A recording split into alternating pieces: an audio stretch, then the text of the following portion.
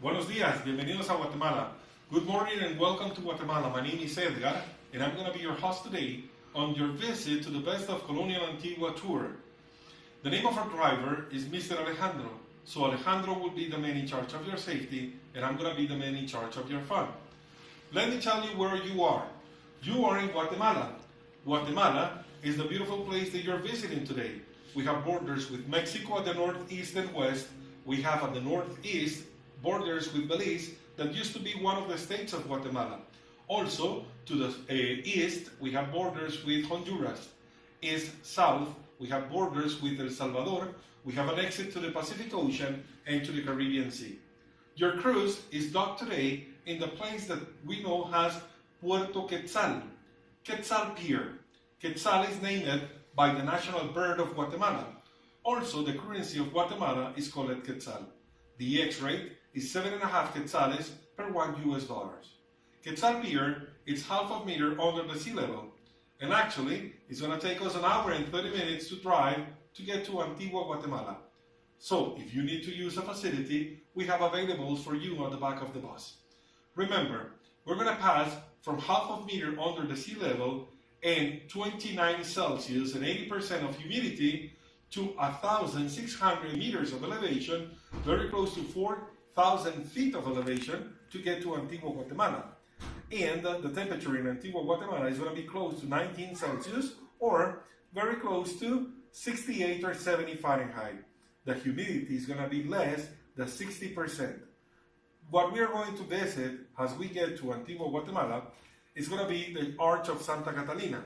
After we visit the Arch of Santa Catalina, we're going to return the way back to the pier. Of course, it's going to take us another hour and 30 minutes for our way back.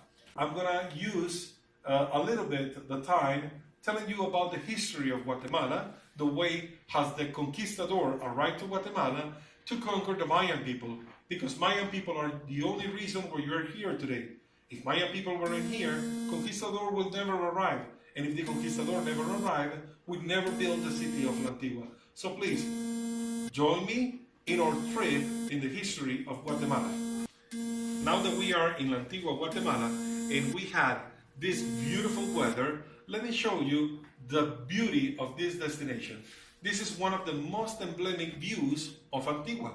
Yes, it's called the Arch of Santa Catalina. It was built between the years 1690 and it lasts until the year 1773. The reasons, 2 earthquakes called the earthquakes of Santa Marta destroyed them in the month of July of the 1773. But let me tell you a beautiful story about the Arch of Santa Catalina. What is at your left, it was the building of the nuns of Santa Catalina that used to live in a cloister. And actually what happened is that one day they have kind of overpopulation of nuns, so they don't have enough room for them in this field. The church that it was built next to it, it's today on ruins. Unfortunately, the dome of it fell down during the shakes of Santa Marta. The facade has not been restored. And inside, we can see some of the processions. They're one of the very beautiful attractions that we have in Antigua, Guatemala during the Easter, when we cover the place with sawdust, inked, and people make donation of flowers and fruits so processions can walk above the place. Why the Arch of Santa Catalina is special? Well, you already know that we have overpopulation of nuns. So what happened is that they bought a field that it was in front of them. Of course, the nuns are living in cloister, which means that they try not to have interaction with the people of the outside. But as you can see, we still have a street. The persons of the convent asked permission to the mayor of the city so they can close the street, and that way nuns will keep the cloister. Guess which was the answer? Of course, he said no, that's the reason why we still have the street. So the people of the convent thought that it was a good idea to make a half-point arch to connect one field to the other one. In the inside, we have a secret passage that the nuns were using to move from one field to the other one. This happened between the 1690s through the 1773. If you look at the top, we have a dome, and in the dome we have a clock. Something beautiful in a story, a short story about the clock, and if we pay really attention to it, you will see that the number 4 is not read as we used to read the number 4 in Roman numbers. It's not an IV. No, pay attention. There are 4 I's. What happened is that according to the history of Europe, a man who was the ruler or the king of Switzerland, and in his rulership he was the number 4, he beheaded the master clockers.